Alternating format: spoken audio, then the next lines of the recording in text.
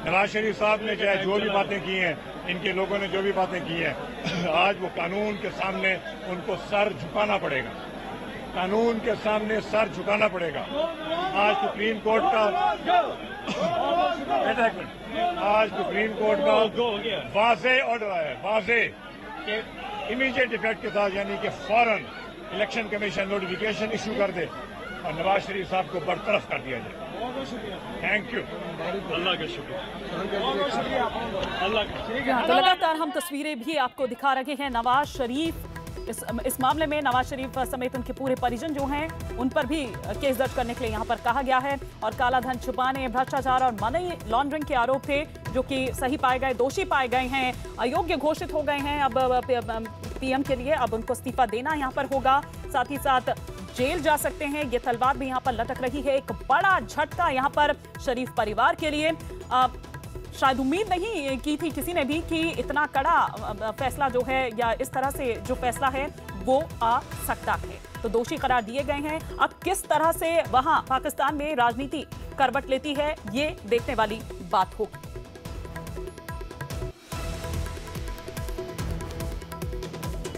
और इस वक्त पूर्व राजनयिक पवन वर्मा जी हमारे साथ फोन लाइन पर जुड़ चुके हैं। वर्मा जी, मैं आपसे चाहूंगी कि आप इस पर अपनी प्रतिक्रिया दें। कैसे देखते हैं आप इस फैसले को?